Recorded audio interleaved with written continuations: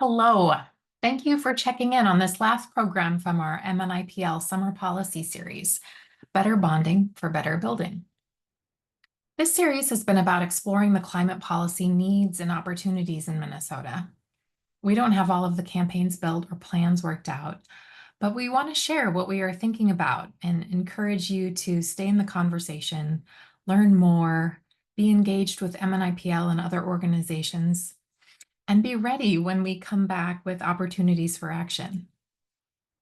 Other programs in this summer policy series included CO2 pipelines in Minnesota, clean heat by 2040, and how climate change is affecting our investments.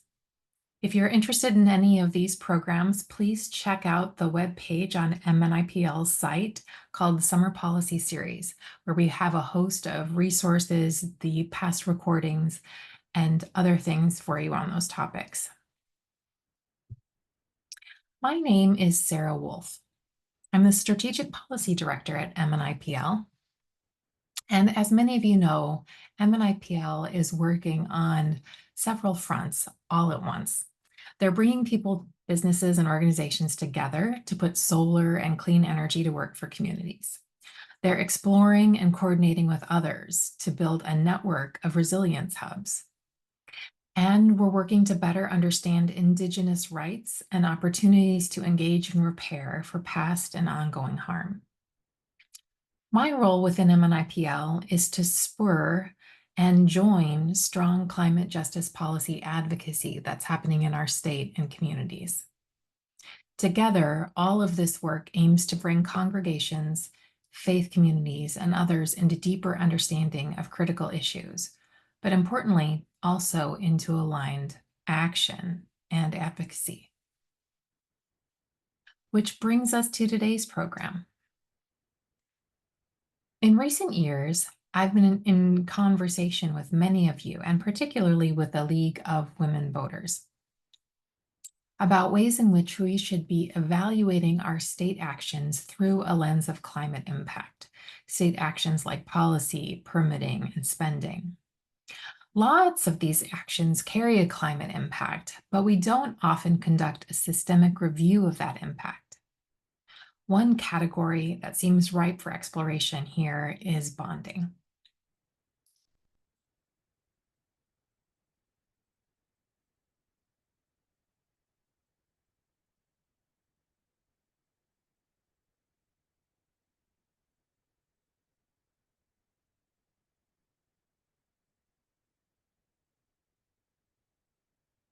I'll see if I can get my screen shared here.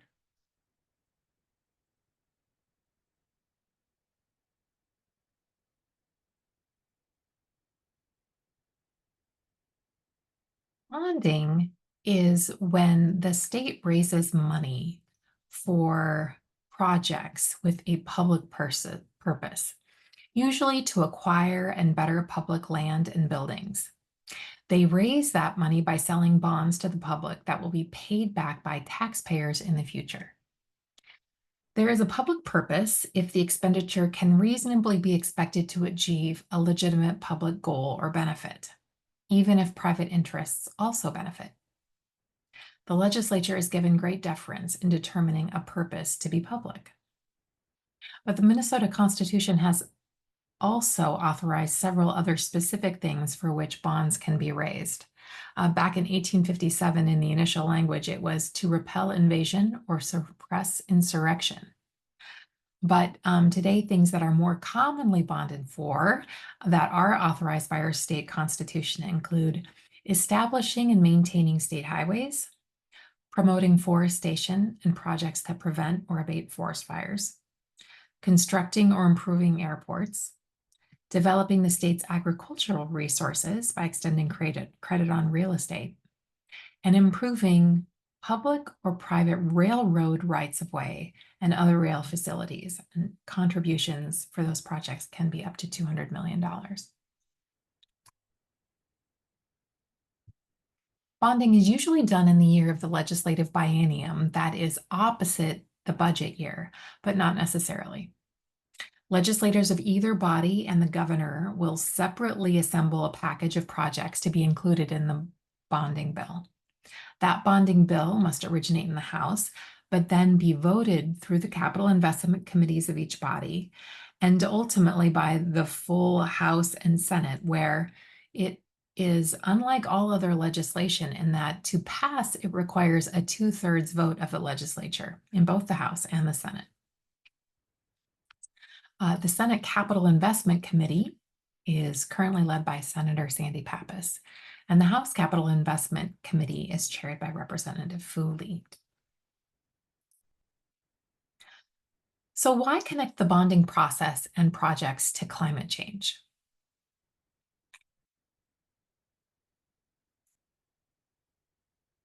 Well, what we'd like to share is the idea that, especially since bonding packages commit taxpayers of the future to pay for building projects of today, they shouldn't also commit taxpayers to emissions that worsen climate disruption.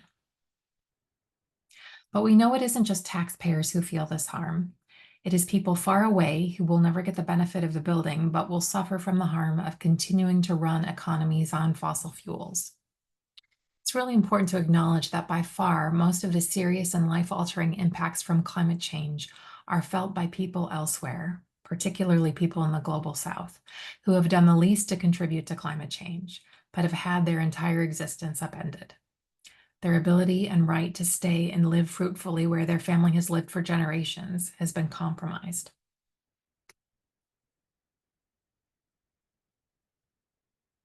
These are some of the reasons why we offer this premise. Minnesota should fund projects that reduce our state's greenhouse gas emissions burden rather than increasing it.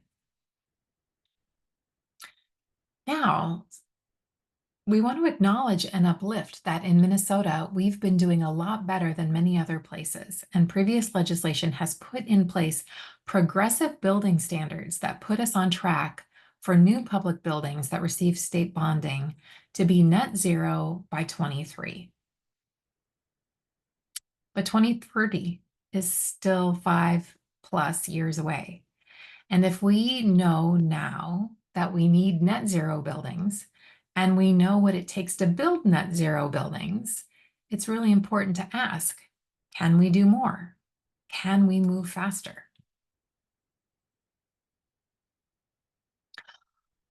All bonding projects have climate impact. Whether it's buildings, land acquisition, forestation, or highways, does the project contribute emissions? How does the project use the land? The impact is either positive or negative. Projects can be designed to help meet our climate goals. We need to ask them to do that. A first instinct, since we know we need to attain zero emissions as a planet as fast as possible, is for any given project to be built to a net zero standard. 3 things commonly impact this: the way it is built, with embodied carbon and building materials considered, where it is built, like how the project affects and interacts with the land, how it performs, like building performance, energy, and efficiency. But we also know it is possible to go beyond net zero and build something that is not only producing no harm, but is repairing land, connecting ecosystems that benefit our interconnected existence.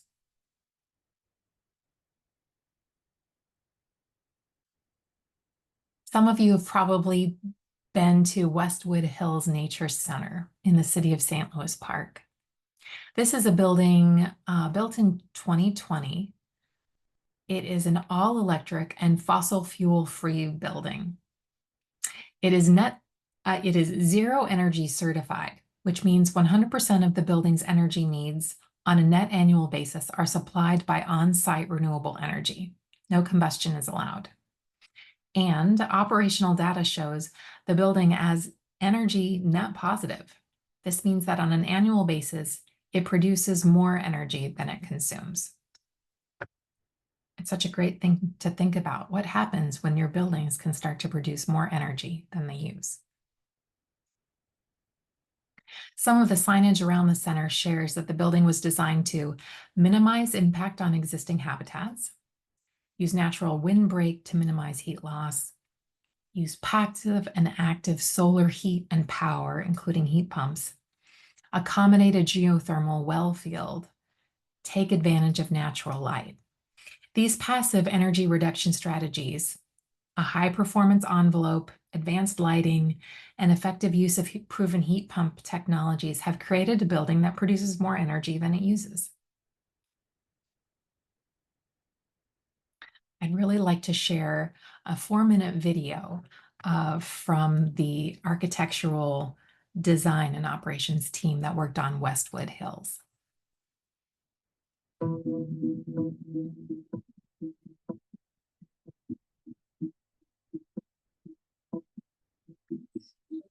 Buildings are made out of pieces of things. And so we had to choose, like, how are we going to organize these pieces?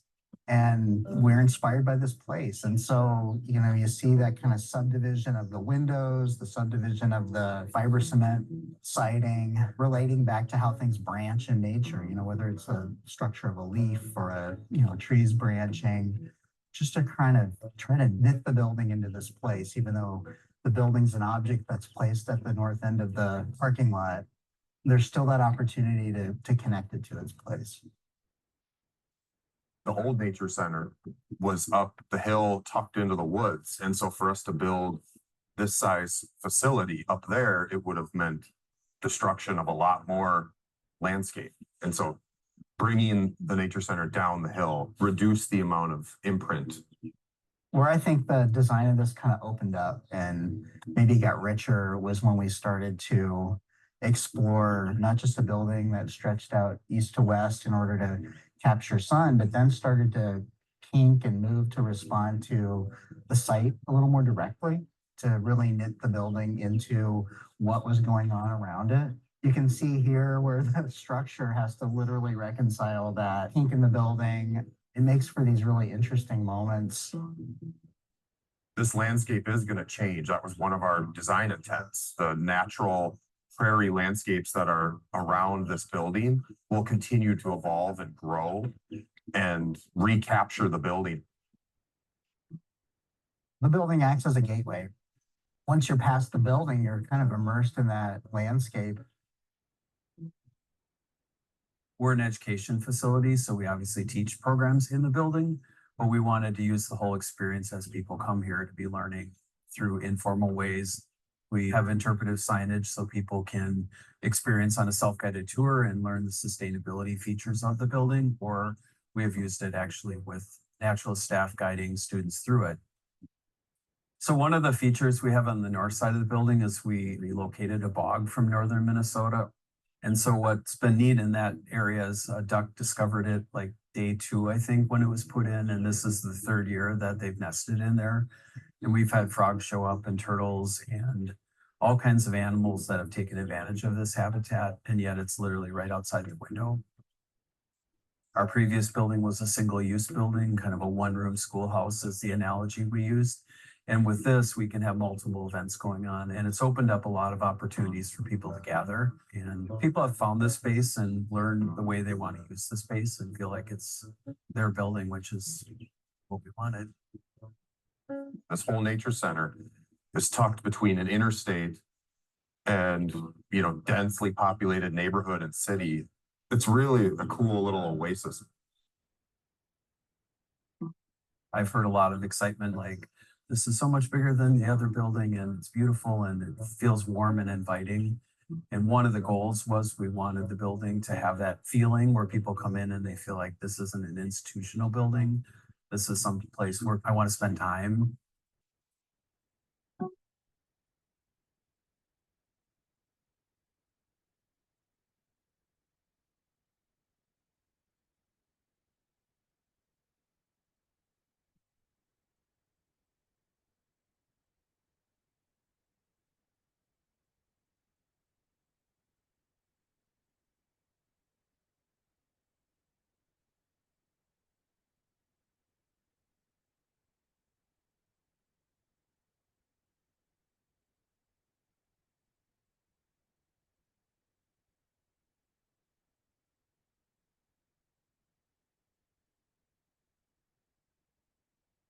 find a lot of inspiration in the process they went through and in the result that they found.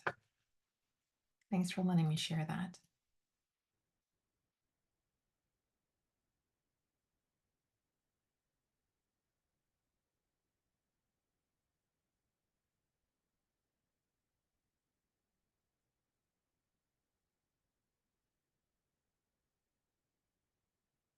I mentioned that this building was zero energy certified, and I want to highlight this zero energy certification process.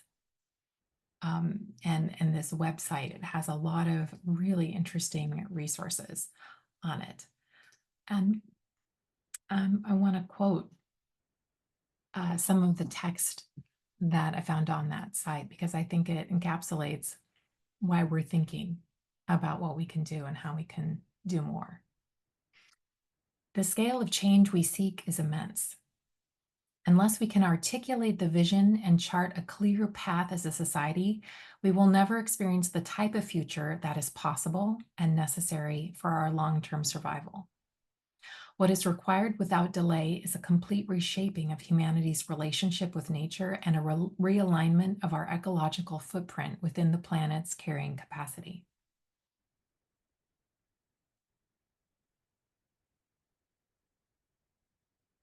Over the last 30 years, green building has become the most critical and progressive trend in the building industry. There have been huge steps forward in the design, construction, and operation of buildings. Yet, given the rate of change required to avoid the worst effects of climate change and other global environmental challenges, our progress can no longer move at a merely incremental pace, but must accelerate radically.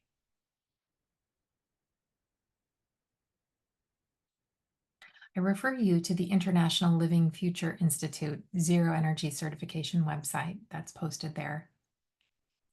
And also want to share with you this interactive Getting to Zero Buildings database the New Buildings Institute hosts.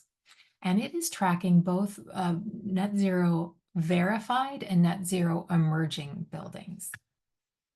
So it's a great resource. When I was looking for the Minnesota buildings on that page, I found these 8 different buildings, only 2 of which are verified. One was that Westwood Hills Nature Center that we just saw the video about. Another is the Science House, which is at the Science Museum in Minnesota. But many other are in the process of being going through that process of determining whether they've achieved a net zero status. But there are only 8 on this database, in this database to look at. So I want to just head back to cover a couple things about what we know about bonding projects in Minnesota for these capital projects. There is a state architect's office within the Department of Administration that must review pre-design. And the agency that will use the project must submit the project information to the legislature for comment. There are some exceptions there, but generally that happens. And the project must comply with the Sustainable Building Design Guidelines developed by the Departments of Administration and Commerce. And so buildings exceed the state energy code by at least 30%. And they must comply with the SB 2030 standards, which includes a net zero by 2030 standard for new buildings built in 2030 or after. So by 2030, all new buildings or those receiving major renovations that receive bonding support are required to be net zero, which is total energy used is equal to the total to renewable energy created on site. A couple different pieces to think about here. B3, the B stand for Buildings, Benchmarks, and Beyond, is a benchmarking program that tracks energy consumption, energy costs, and emissions for all public buildings. It's been called a feedback loop to the building design, construction, and operations industry, providing information ranging from the pre-design to 10 years of the building's operation. SB 2030, which stands for Sustainable Buildings 2030, is a set of energy standard guidelines which were enacted by the Minnesota State Legislature in 2001. These guidelines went into effect January 15th of 2004. And the Minnesota legislature added net zero standard to the SB 2030 guidelines in 2009. Here's another buildings database. The B3 benchmarking feedback loop has a database that includes 195 projects extending back to 2012. And it's really interesting to look at projects in cities across the state. Some you'll be familiar with and you'll wonder, what did they do in that building and where were they in the process? And this has some interesting information on that. But when you look at these projects built in the early 2020s, you aren't seeing projects that are fossil-free or that incorporate different ways to heat a home or a building. You aren't seeing what St. Louis Park did with the Westwood Hills Nature Center. And that is perhaps because the building guidelines don't ask for that at this point.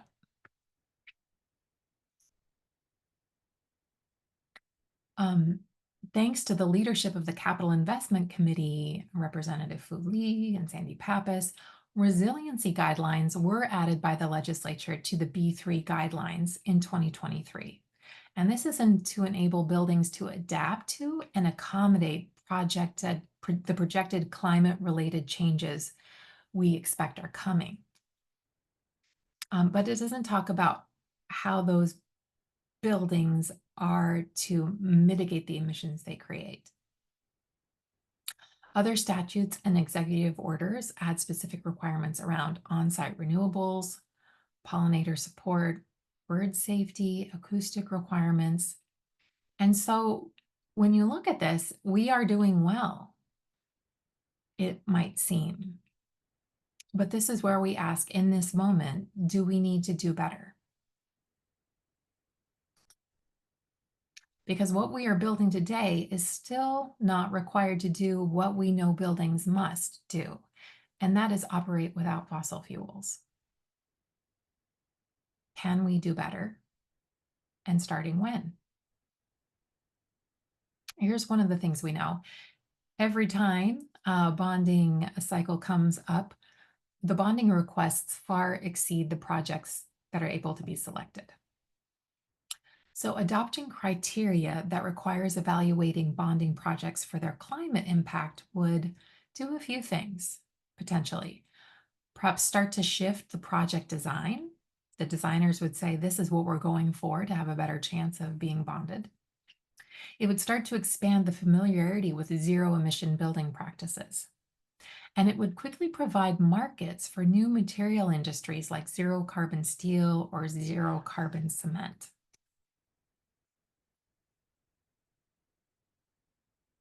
How might we ask our state officials, our legislators, to evaluate the climate impact of buildings?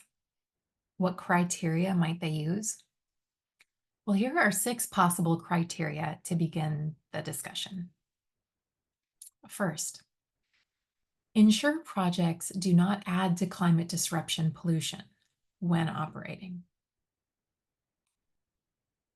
Solar on schools, community buildings, and other publicly owned facilities.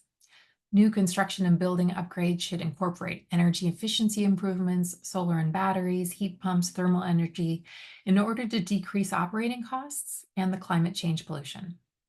Polluting natural gas or other fossil fuel infrastructure should not be included.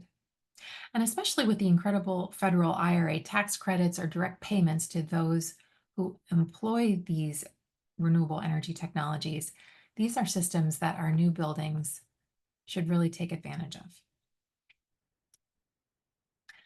A second criteria, reduce pollution on most impacted communities.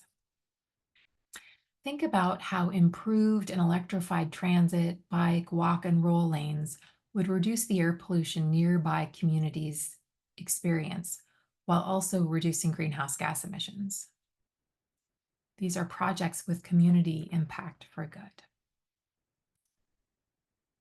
A third criteria is that these projects should respond to the needs of communities while reducing their energy burdens. For instance, water treatment facilities. Communities across the state need upgrading of these facilities, but they're expensive to build and they also are expensive to operate because they require huge amounts of energy. Pairing solar and batteries with upgraded facilities dramatically cuts operation costs and carbon emissions. We've seen these and a few of these around the state. And again, we should think about how federal rebates help defray building costs, but ultimately operating costs in this scenario. Currently, SB 2030 has no mandate regarding renewables and water treatment facilities, though it does suggest that consideration of renewable energy should be given to being incorporated for these projects. A fourth criteria to consider is how a project uses land in a way that draws heat trapping carbon out of the atmosphere. So a first example that might come to mind might be conservation reserve easement programs that pay farmers and landowners to keep sensitive lands out of ag production and establish long-term perennial land cover from forests to prairies. But also, a project's landscaping and excavation should avoid peatlands and wetlands and other sensitive areas. And another way we consider how land is used is that projects have potential to restore blighted areas. Here it is really helpful to think also about how we can reuse what we have. Maybe this Kmart can be turned into something else. Reuse of what has already been manufactured obviously enormously reduces the climate impact of a project. But when that doesn't make sense, it doesn't make sense. And in either case, whether a building is reused or whether it needs to be redeveloped, there is potential to think about how a portion of the developed area, for instance, the concrete parking lot, could be returned to support natural functioning of the land, to grow vegetation, to grow trees, to allow water to flow, to provide habitat. Bonding projects could restore functioning to places that are currently blighted. A fifth criteria to consider for bonding projects might be how the projects transition transportation away from fossil fueled vehicles. So in this, we consider the approach to transit lines, incorporating EV charging, connections to walking options that a building might have. And then there are the larger projects, those rail projects that can receive bonding funds, such as the passenger rail project going from the Twin Cities to Duluth.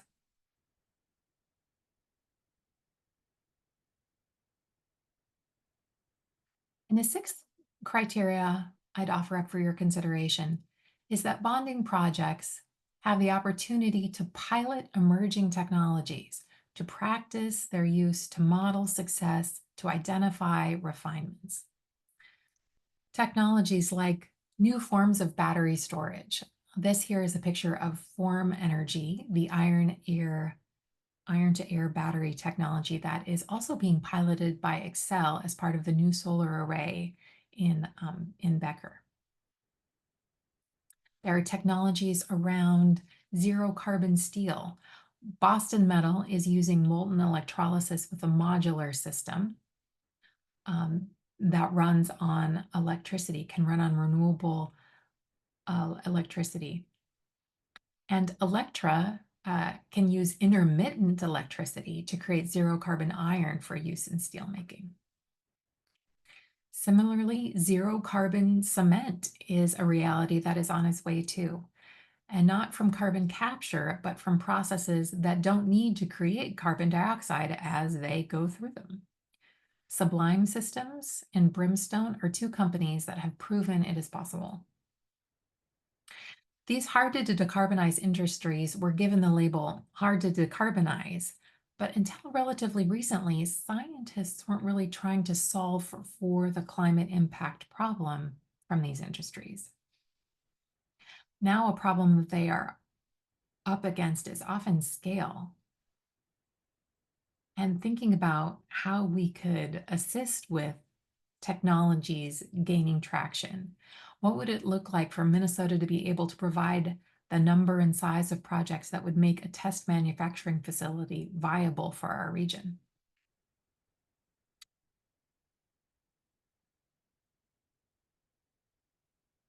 A commitment from bonding projects to use these kinds of technologies may go a long way to helping to advance these industries.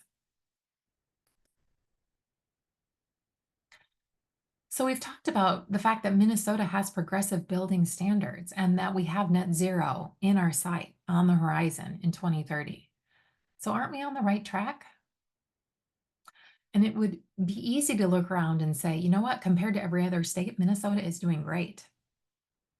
To starting to build zero emissions buildings 5 years sooner than 2030 really make a difference?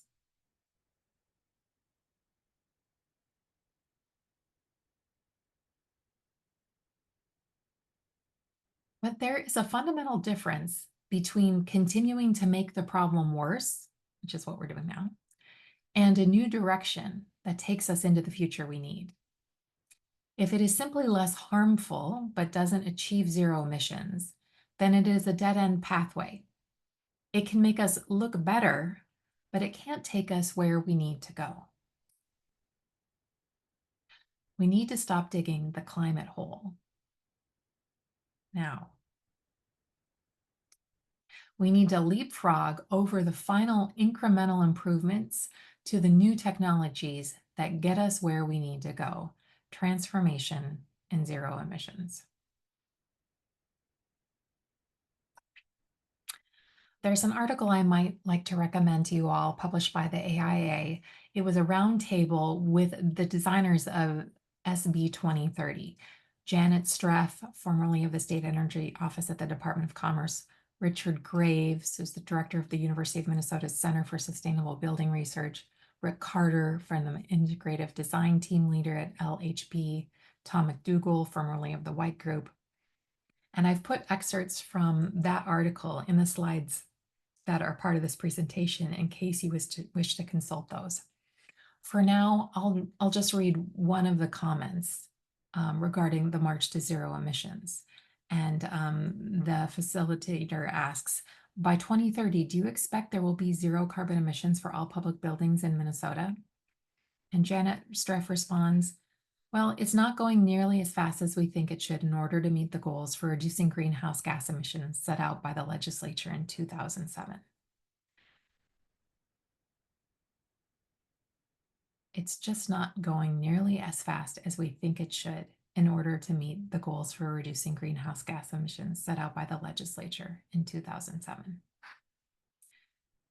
And we know that those goals have been updated now, that instead of just reducing emissions to 80% below what we had before in 2005, we know we are seeking zero emissions.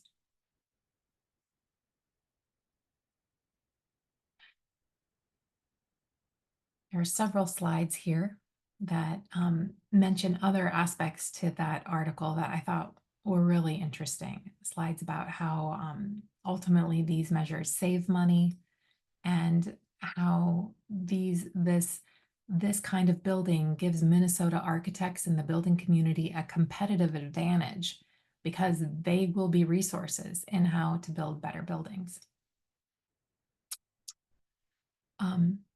But I just want to close out this conversation by saying we have what we need now. What we don't have is time. So our bonding projects might be the perfect place for Minnesota to start building better.